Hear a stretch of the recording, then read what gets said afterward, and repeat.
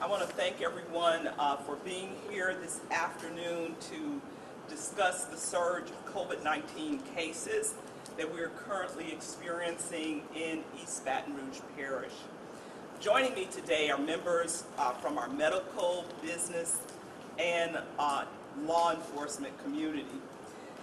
2 months ago, might seem like a long time to many, I held a press conference where I discussed with the public and gave a warning about the approaching spike in cases. Now, at that time, my message was clear and very simple. I talked about the mitigation efforts of washing your hands, wearing a mask, and not congregating with people from outside your household. I did this 2 months ago. And this is an easy message, a very easy message. And it is nothing new. You've been hearing it since March of 2020, 10 months ago. So I have to ask everyone, why are we here at this point? You see, East Baton Rouge Parish is now seeing as many or more cases and hospitalizations than at any other time during this pandemic. People in our community are dying, and we are putting our economy in danger and at risk. I usually consider myself the ultimate optimist, and I still do. But today I have to tell you that I am extremely concerned and even disappointed at where we are today. You see, 2 months ago, these medical experts all shared with everyone what we should be doing. More specifically, they told us what we should not be doing. They clearly said if we gather with friends and loved ones during the holidays, then there would be devastating results. They told the truth. And now we are all seeing the results. Since we last spoke November 16th, we have lost 118 members of our community due to COVID-19. And 118 is not just a number, but that is 118 mothers and fathers, brothers, sisters, uncles, aunts, grandparents, loved ones that have been lost. You know, for me, it's kind of frustrating when I hear people talk about personal responsibility. Because sometimes these people don't practice what they preach. But now we are at a critical juncture where personal responsibility must be demonstrated. You know, in the early days of this pandemic, I know the media who's gathered here today, they would hear me come out and say a lot of encouraging words about our community and how our community has been demonstrating compliance with the mitigation efforts. People were staying at home. They were connecting with people virtually. And back then, we had an attitude that we are all in this together. But what happened to that? Where are we now? You know, I understand COVID fatigue, and I know it's real. I know this has been hard on everyone. I get it. I understand. But we are so close to the end. Last year, we were talking about the potential of vaccines. Well, now, vaccines are rolling out. And we cannot make things worse in the meantime while we have a remedy. The only way that we can get out of this current surge is by practicing the safety guidelines, wearing our masks, washing our hands, and not congregating with others from outside your home. I've been invited to a number of events, even recently, and I have to tell you, sometimes I am so disheartened when I go to a place and I see people packed in like sardines, not wearing masks. And quite frankly, I'm not going to expose myself to that kind of behavior. Now, in a few minutes, I'm going to tell you what we're going to do about compliance, and then we will hear from our business community. But first, I want to let you hear from our physicians, our hospitals and clinics, from the doctors who have been on the front lines of this pandemic. Many of you all have seen them before. Speaking first will be Dr. Louis Minsky, the Chief of Staff of Baton Rouge General, followed by Dr. Katie O'Neill, Infectious Disease Specialist at Our Lady of the Lake, then Dr. Aldo Russo, who's the Regional Director for Ochsner Health, and Dr. Charles Thompson of Lane Regional Medical Center. Following them is Dr. Michael Rolfson of the Baton Rouge Clinic. Dr. Minsky.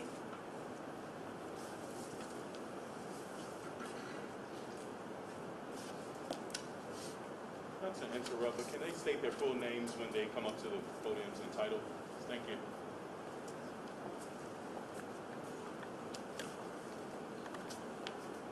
Thank you, Mayor Broome. I'm Dr. Louis Minsky, Chief of Staff at the Baton Rouge General Hospital. And thank you, Press Corps, for being here. Without the opportunity to give this message and for you to not be here to help deliver that message, we will not get very far in our community. Like all the hospitals in the area, we are continuing to manage a very high volume of patients at the Baton Rouge General. Our 3 emergency room and hospitals are incredibly busy, not only with COVID, but with non-COVID cases as well. In fact, our numbers look very similar to what we saw in the second wave over the summer. While those statistics say a lot on their own, they don't tell the whole story. Over the last year, we have learned a lot about how to treat COVID. We're better at keeping patients off of ventilators and getting our patients home sooner.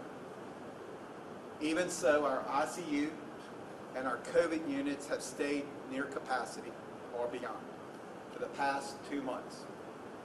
In our clinics and testing sites, we have seen higher positive rates than we have at any point since March of 2020. And I'll tell you that because we all see the number of new cases every day, we know that we've not even begun to see the plateau yet. Those numbers are not there. We're not seeing those indicators that say that we're over the hump. We still have a way to go. The wave started right after Halloween and continued throughout the winter holidays. While many of us changed the way that we celebrated this year, even small gatherings can spread the virus. That's where we are right now. Those small groups or family members are just as likely to spread COVID as a group of strangers. But the good news is that we're no longer looking for a light at the end of the tunnel. The light is here. We are all vaccinating people every day, and while it's going to take time to get to everyone who wants a vaccine, we're talking present tense and not far off in the distant future. It's a big job. It's going to take a lot of us to get people quickly and to accommodate the demand that is present for this vaccine. But I want to urge you that while the hospitals and pharmacies vaccinate each group, be patient. Don't let your guard down. As the mayor said, we are still wearing masks, we're still social distancing, and we're still trying to avoid group gatherings. We can't give up this close to the finish line. Keep up those precautions. We're almost there. I think Dr. Katie O'Neill from Our Lady of Lake is next. Thank you.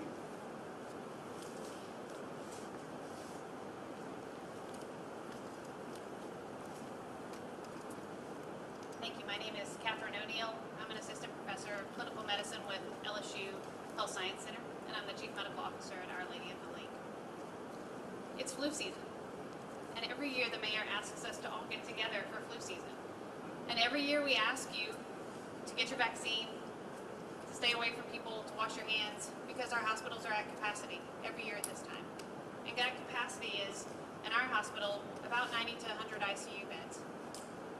When we get over 100 ICU beds, we all pull together, and it usually lasts several days, and it's over. We've been over 100 ICU beds since 2019.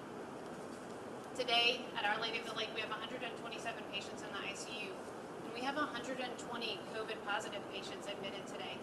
That's the highest number we've had since April. What does that mean when we reach capacity? For our staff, it means that we stretch. And for our patients, it means that they feel the stretch. They feel the stress of their staff not coming in as often. They feel the stress of not feeling like they're cared for the way that they expect.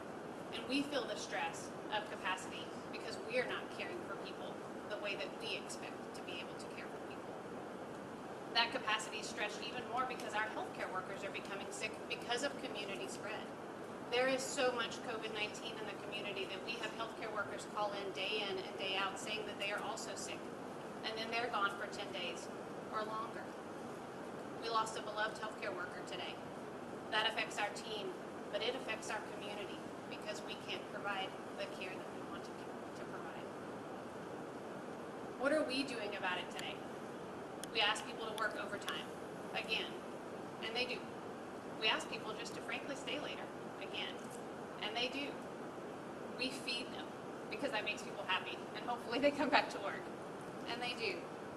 And we pray with them, and we pray with our patients, because that's the only thing we know when we're at the end that helps us. Today, we're coming to you because we don't have anything in our back pocket left. We're out of ideas on how to stretch, and we need the community to help us. We need the community to wear their masks. We need them to stay 6 feet away from everybody else. And frankly, for the next couple of weeks, we need you to stay in your bubble. We need you to stay in your bubble at work, at school, while you're eating. We need you to go home at the end of the day, pick up your meal, go to the grocery store, stay in your bubble, get the community rate down, help us keep our healthcare workers safe, help us give you care, help us give the community care, and end the pandemic while we finally get vaccine out. We are praying that 2021 ends much better than it has started. We give 200% and we have all year. We're asking the community just to double down for a few more weeks so that we can continue to help you. Thank you.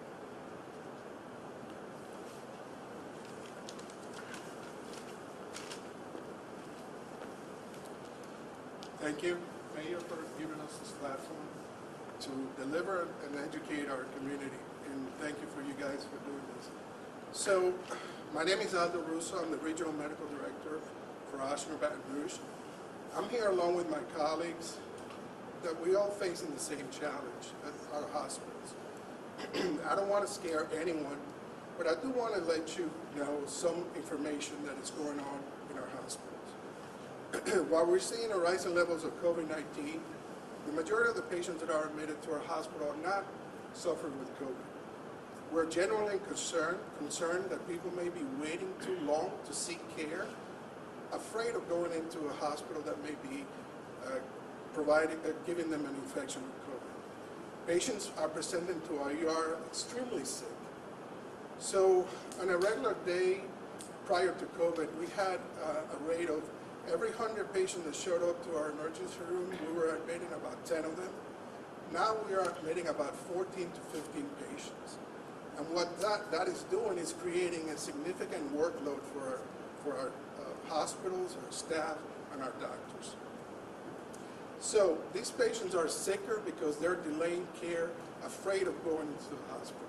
So that translates to a longer stay in the hospital and a more complicated and the use of more resources. Having said that, we began vaccinating about December 15 here in Baton Rouge, and we have provided about 5,000 vaccines locally, and statewide, Ochsner has provided 60,000 vaccines. That seems a lot, but we need to do more. Locally, we have opened about 2,000 appointments for vaccination over the next 3 weeks, and you can make an appointment to get your vaccine by going to the My Ochsner website, by either through your app or My Chart app through My Ochsner, or calling the number 844-888-2772. This information is also on our website at ochsner.org. Making an appointment is important since we need to know how many vials of vaccines we need to get for these patients. And I have to gladly share with you that we have not wasted a single dose of the vaccine, of the Pfizer vaccine. We're going to be moving on to the Moderna vaccine once it's available, and the same process is going to be available for those who want to get the vaccine. The vaccine is safe. It's a messenger RNA protein that is injected. And that type of technology or science has been around since 1990, and it is very safe. I've taken the vaccine, and here I am. My colleagues have taken the vaccine, and that has allowed us to take care of our patients in a more safe way. Now, we do recommend that you continue wearing your mask and social distance. Everything that Dr. O'Neill and Dr. Minsky said is true. Try to stay in your bubble so we can get out of this the sooner the better. Thank you. And now Dr. Thompson for Lane.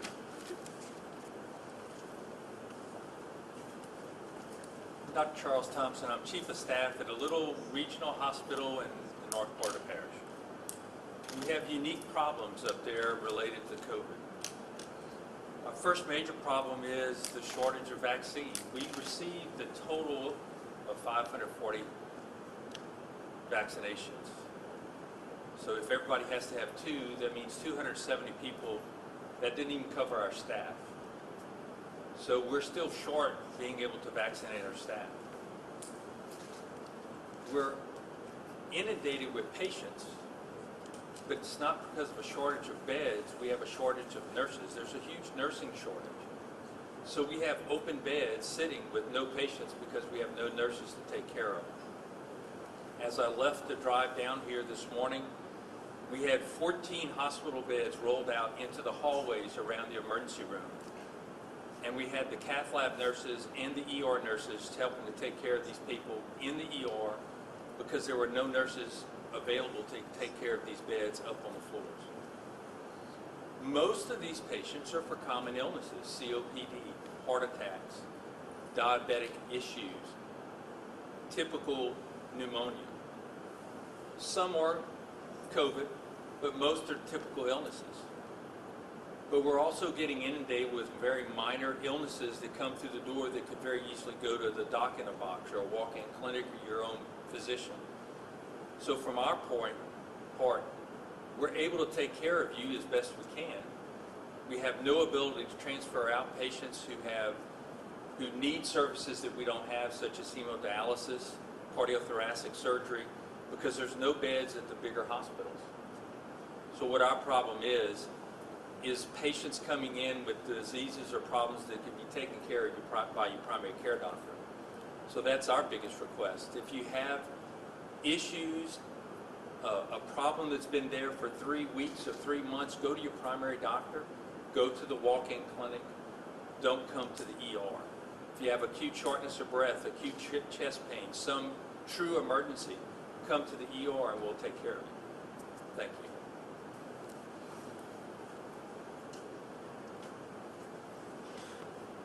Good afternoon. I'm Dr. Mike Rolfson, and I'm Medical Director of the Baton Rouge Clinic. And I wanted to spend just a second talking to you about some of the things that have already been mentioned. But that's the importance of continuing the efforts that we've been preaching for the past 10 months of washing your hands, minimizing your exposure to other people, and continue to wear the mask. This is a very effective tool to prevent transmission of the vaccine, prevent you from giving it to others or from others getting it from you. And I can't overestimate the importance of continuing to wear the mask. Again, you've heard that over and over from everyone up here. You've heard it say for the past 10 months. It's not a difficult thing to ask of you. Even after you receive the vaccine, everyone still has to wear masks. There's a number of reasons for that. First of all, as you probably know, the vaccine requires 2 shots. After the first shot, you are not protected. After the second shot, it still takes several weeks protection to kick in. And even after the second shot, it's not 100% protected, about 95%. There's still people who could get it after taking the shot. So don't let down your guard on wearing a mask even after the shot. The other part of that is to show solidarity to the rest of the citizens. As has been already mentioned, there is a big shortage of vaccine, and there are many of our fellow citizens who are unable to get the vaccine. And to show solidarity to them, we all should continue to wear the mask. That way you also are certain that someone is protected whether they had the mask or not. If they have a mask on, you know you're okay. And I guess I'd like to kind of finish talking about the mask by what I used to tell my kids when they were in school running track. And that is, when you see the finish line in sight, you don't slow down. You speed up and double your efforts. As has been said earlier, we are near the finish line of this pandemic. We can see the finish line, but it's up to you to continue that effort. Double down, wear the mask, social distance, and wash your hands. And let's get out of this pandemic that we're in. Thank you.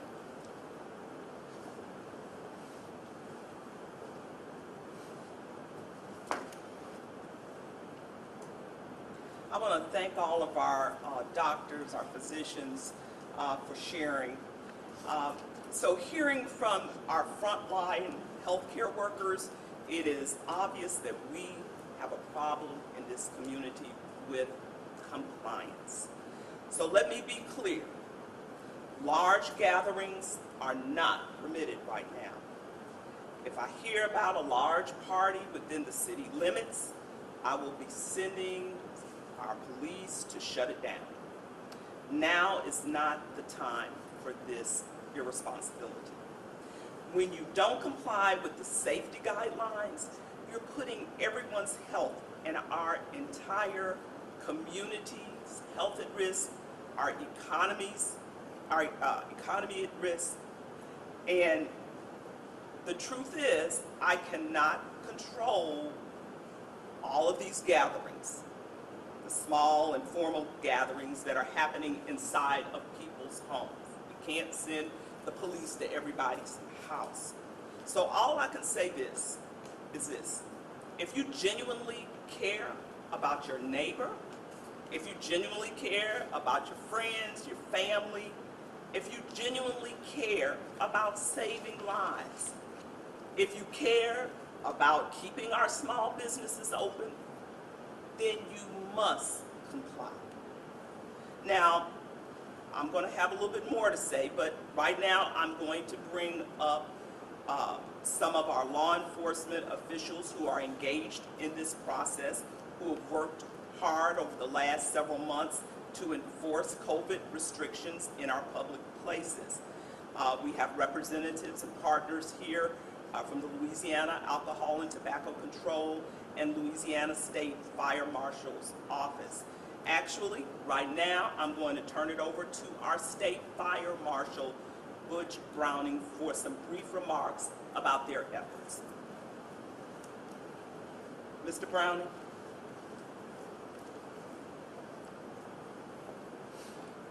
Thank you, Mayor, and thank you for not only the partnership that we have on the state with you, and I speak for Commissioner Leger in saying that it's all about what your people have done, the cooperation we've had with all the city officials.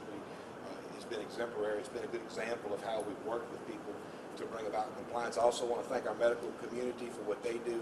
They are truly on the front lines, and we're doing everything we can to support their expert work and mitigating this. But I will say on the compliance piece, and I think the mayor is very correct. What happens in commercial businesses, we're out there every day with our partners with ATC and our partners with LDH. We're conducting hundreds of what we call compliance visits. And these compliance visits have been very important, and I'll say have been exceptionally done, and again is a model to the rest of the country on how we've educated people on these COVID mitigation measures. You see, just a year ago, when we talked about social distancing, when we talked about limited capacities, when we talked about the paradigm of having to wear a mask, nobody conceived that. Nobody could have even conceived those type of restrictions being in America, let alone in East Baton Rouge Parish. So we had a very extensive job of educating people. My analogy of a social distance, if we'd have been told a year ago to social distance, that would have meant to us get off of social media. We know what social distance means. It means we've got to be 6 foot or further away from people. We know all these mitigation measures that these medical professionals have educated us on. That being said, the business community, specifically in East Baton Rouge Parish, I feel welcome the fact that we came in to educate them on how they can operate their business to the maximum amount, but not violate the mitigation measures. And we've done a great job with that. I'll tell you that we consistently see situations where we find this violation or this thing that's not right, and a lot of people want to weigh on people doing things wrong. I'll tell you, we find about 10 or 11% of our visits yield a recommendation. It doesn't mean they were doing anything intentionally wrong. It just meant they might have fell short of a table spacing, didn't quite understand the capacity of their building. So it's important that we keep vigilant, that we're trying to do the right thing, and we keep educating people. And that's what we're going to continue to do in our partnership, both with the state agencies and working with the mayor and her officials here today. But she brings up a great point. Where we don't have control is what people do in their own homes, when multiple families come together. And I think the governor was very clear this week in not moving back any of the business restrictions, but emphasizing, amping up the mitigation measures. But more importantly, what he said is that multiple families don't need to get together. If you can stay home, if you can cook a meal at home and eat it with your family, don't cook that meal and bring all your neighbors over. Please, use this short term of getting the vaccine out and getting to that finish line, as what was said, so we can then, get not only our state and our country, but certainly this city back to normal. That being said, we want to hear from people who need help. We've created our portal, opensafely.la.gov, where you can go on as a business and get real-time information on what the mitigation measures are. But we also want to hear of what people think of concerns. If people think a business are not following the rules, maybe they don't know the rules. We want to hear from you, and you can call us and report any questions or concerns you have to 1-800-256-5452. That's 1-800-256-5452. And I'll leave you with this. Mayor, we get a lot of wisdom, a lot of humility, and just a lot of understanding in things being told, like walking other people's shoes. And I'll tell you, if you walk in other people's shoes, you'll learn a lot. I don't think there are a pair of shoes in East Baton Rouge Parish that you could not walk in that has not been affected by this COVID. Whether it's a family member been sick, whether it's a friend been sick, I can tell you I'm on 12 people, numbers that used to be in my cell phone, that are dead today because of COVID. I have a very good friend right now that is on a ventilator, and I know the effects of this COVID. So all we're asking, and to better define personal responsibility, is follow the mitigation measures. Let's just bear down, and let's just get past this point, and let's get the vaccines out, and let's work together to protect everyone, including ourselves. So again, Mayor, thank you, and I appreciate your time, and I guess I'll turn it over to my friend Ernest Lachey. I won't belabor any points, and thank you, Mayor Broome, for having us here. My colleague, the chief, does a great job of explaining the situation that we're in. But it is on these occasions that I do find it odd in this day and age that when we're talking about over 320,000 people having this virus and almost 8,000 deaths, that I'm here as the person in charge of alcohol permits. It kind of puts things in perspective. But that's the world we live in. And the guidance, the information, the data that is used by the White House, by our own Department of Health, and by the governor to make these decisions with respect to what compliance measures are required, all that data suggests that when we meet in places like restaurants and bars, especially when there are alcoholic beverages involved, it's not a good thing for public safety. There are higher instances of the transmission of the virus. And as a result, we have to be very diligent with respect to ensuring that there is compliance at these locations. I do want to thank the 90% of all of our permit holders who are really literally trying to do the right thing, who are working every day with the changing rules and the changing phases and the different parishes having different rules based upon their percent of positivity, to try to do the right thing. And we respect them, work with them, and try to provide them great customer service.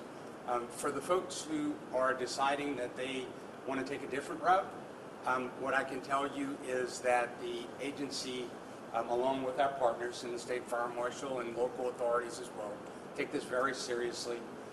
We will take every opportunity to provide great customer service initially, to educate you, to give you information, make ourselves available But when push comes to shove, if you simply decide that you do not want to comply, then we have measures in place to be able to deal with those situations as well, and we're committed to doing that. It's not something that we want to do, but it's certainly something that is part of our job and something that we will do. Take the opportunity, if you are confused or concerned, to use this as a resource. We are public servants. Give us a call, contact our website, it's updated every day. Find out who the agent is in your area and use them as a resource if you are unclear about the rules pertaining to your particular business. That's why we're there, and I assure you they will assist and give you everything that you need in order to be compliant. I want to, again, thank the mayor and thank our partners, and certainly thank our frontline folks who are leading us toward the end of that tunnel, because I'm looking forward to getting the things back to normal. So thanks again, everybody.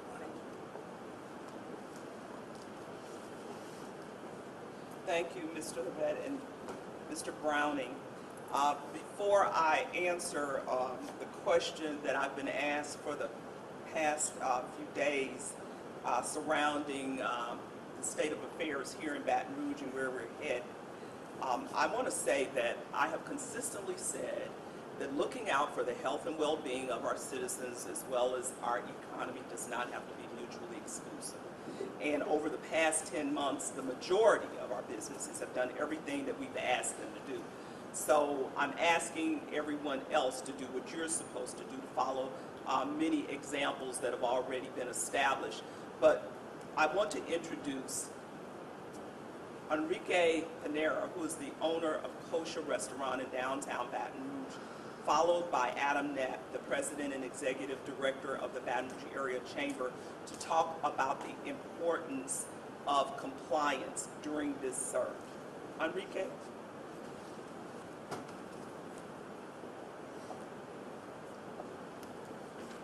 Thank you, Mayor, for inviting me here today. My name is Enrique Penarua, and my wife Saskia and I own Kosher Restaurant here in our beloved downtown Baton Rouge. I wish this press conference was more of a celebratory occasion, but it's not. It's about how do we keep coping with a virus and a pandemic that has changed everyone's life, everyone. One of the most positive things that has come out of this 10 months has been for us how our community has come together to support each other like never before. I can frankly tell everyone here right now that Kosher would not be open today if it wasn't for our community. I would like to encourage everyone right now to reach out to your personal community and ask them what is it that they need right now, and fill that void. We all came here to be of service, and it's key right now that we exercise that. Be really proactive with that. We find that there's a lot of uncertainty right now out there, and people are looking for two things for us. One of them, they want to feel safe, and secondly, they want to feel taken care of. And at Kosher right now, that is at the center of our intention. That has meant that we have had to be really diligent with our safety protocols, our cleaning, our disinfecting, our wearing our masks, our social distancing, and constantly hand washing.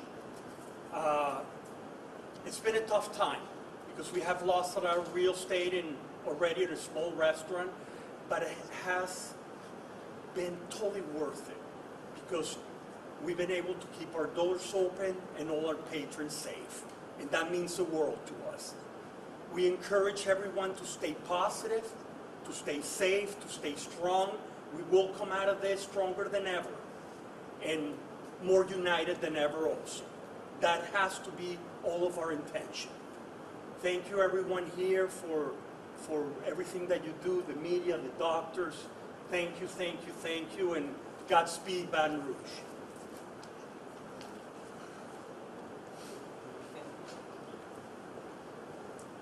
Hi, my name is Adam Knapp. I'm the president and CEO of the Baton Rouge Area Chamber. We're an organization that leads economic development and business advocacy in the Nine Parish Capital Region. And we've been with you before to share an important message that we share again today. We have stressed throughout that we need our businesses open to survive. We have seen destruction of small businesses throughout this pandemic. The livelihoods of families and individuals have gone under because of difficulties of doing business today. And unfortunately, that's caused as much as anything by the community spread of the pandemic, affecting our community, affecting the confidence of customers, affecting the ability for business to be open, but also it affects the confidence for our government leaders to continue to leave us in a position where our economy is open. So I think that puts that back out to the business community as a responsibility to make sure that you're doing everything you can to keep your customers safe, to follow the guidance that comes down from the State Fire Marshal's office and the Governor's office and the Mayor's office to make sure that you're doing everything you can to keep our economy open. You hear a message of enforcement and the importance of enforcement. Enforcement is only necessary for those who are not following the rules. And by and large, we see the business community doing so. When a customer walks in, they encourage them to follow the guidelines. They have the signage on their front door requiring and encouraging masking. Things that we have supported and we continue to advocate for and support because we have seen in the data more jobs get added when we follow those protocols. We have seen on average around 4,000 to 5,000 jobs being added back in our economy every month since we've been following the mask mandates and performing better. We can see that continue or we can see it go backwards. As we've seen this most recent spread, in the last 2 weeks we saw the claims for unemployment insurance in our Baton Rouge area spike up by another 4,000. They've been on a steady trend downward for the last 12 weeks or so. And yet they then reversed course over the holidays as much as anything as we think of the effect of what you heard from the mayor. People not following the guidelines, gathering in groups too large, or businesses needing to do more to encourage their customers. When we have had to talk to the State Fire Marshal's office, we've had to talk to them primarily because businesses that are doing the right thing feel it's incredibly unfair when a competitor of theirs is not. And they want to make sure that there's fairness if they're following the right rules, spacing out their tables, doing everything right, that everybody else is doing the same thing. You shouldn't have to have a call like that. You should see it in the eyes of your friends who are getting sick, who are at the hospital. You should see it in the eyes of our healthcare workers as we just have, that we have this obligation to our community. It's not just an economic obligation, it's a moral obligation to do the right thing. We have said for months, going back to May, it is possible to be open and safe in the same context, but it requires us to follow guidelines. And as you've heard, we see the light at the end of the tunnel. We're not at the end of the tunnel. We need to continue to be vigilant as businesses, to do everything we can to protect our customers, our employees, and to keep our economy open. Thank you.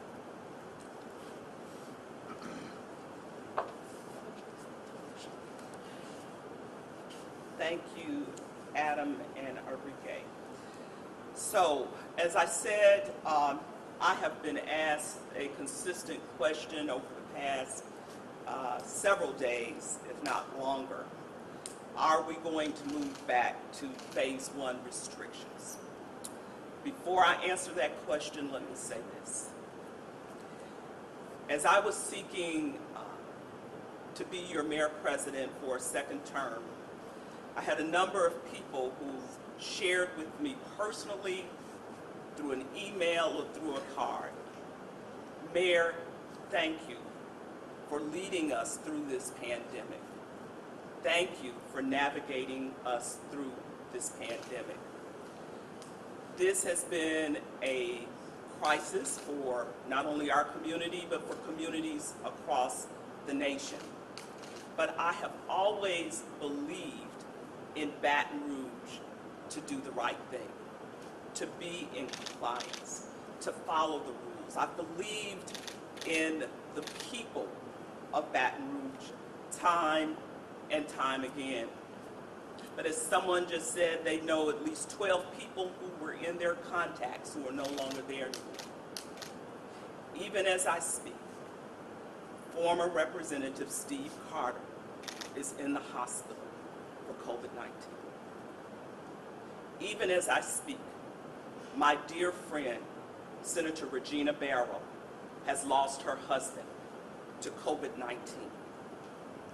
I could put a lot of other faces on this virus that is touching our loved ones far and near. But I hope you distinctively get the message that I am communicating with you right now. I don't take this lightly. I don't take being your mayor president lightly or making decisions lightly. I could add a lot of prayer to it, as well as getting wise counsel from medical professionals, as well as the business community, as well as those who are a part of enforcement. And so the bottom line is, today, I am not reversing our phases. We will remain in our current phase. The bottom line, however, is if we don't change courses soon, as in the next few weeks, then we may not have any other choice. With that being said, I don't want to put restrictions on our businesses anymore who have been doing the right thing. But of course, those who are not doing the right thing, we will enforce. I believe that you have received the message today about small informal gatherings in people's homes that are a major contributor to our current surge. It goes back to your care and your concern for others. If you really do care about this community and the businesses, the people here in Baton Rouge, if you care about people having jobs and employment so that they can pay their bills and maintain their dignity, then I need you to comply. I need you to be responsible by not gathering with people you don't live with, who are not a part of your quarantine crew or your pod. That is what I need you to do. I implore you to adhere to this message today, or we will go down a path, unfortunately, continue to go down a path that will cause stricter enforcement. So please adhere to what we have said today. I'll take any questions. So, love how we were teased about what was going to happen. Is this decision based because the governor didn't reverse the phases, or what was the decision? What was the thing that made this decision come? Well, the decision was, first of all, I'm the mayor president of Baton Rouge and East Baton Rouge Parish, and while I have an excellent relationship with our governor, I still have responsibility as a leader in my own right. And so I consulted with our medical professionals, our healthcare community, as well as our business community, and that is why I came up with the decision that I did today with my examining my own thoughts about this process. I believe that the message that the people of Baton Rouge and East Baton Rouge Parish today received has been one of the strongest messages to date. As you just heard me say, that while we may not be returning to phase 1 today, it is not out of the question. And so for all of the individuals, I've had individuals who've said, let's return to phase 1. I've had individuals who've called and said, let's not return to phase 1. So there are people on both sides.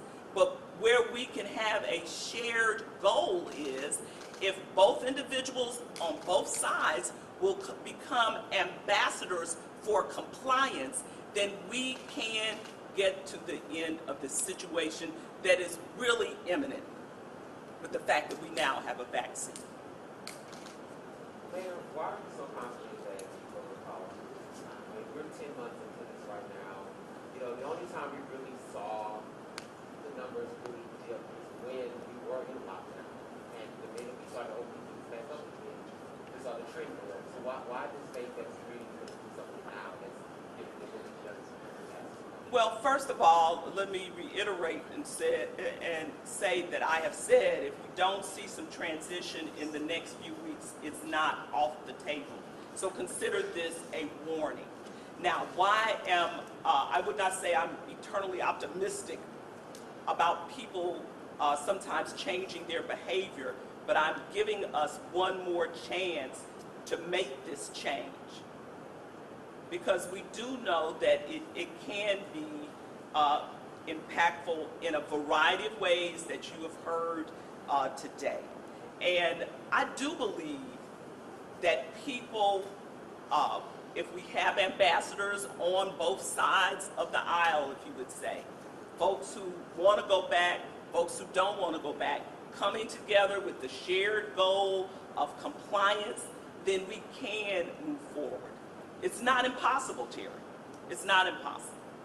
And because I tend to be a person who is more than not sees the glass as half full than half empty, that is why I am making this this appeal today, strong appeal today. For Dr. Katie O'Neill. Can I get some clarity on hospital bed availability and capacity, and if you guys are thinking of adding more restrictions to visitation and things like that, or surgeries in the hospital? What I heard on our call with LHA puts together a call every Tuesday for hospitals around the state. What I heard from every region was the same thing that's happening in Baton Rouge. Our hospitals are balancing our surgical schedules with our bed availability. What we saw in the spring was a very, very, very difficult time catching up with people's regular care because we put off all surgical procedures. And that hurt people just as much as trying to balance and stretch our team and get as many surgical procedures that are needed done. Even when we count them as non-urgent, they are essential to life, otherwise we would not be doing them.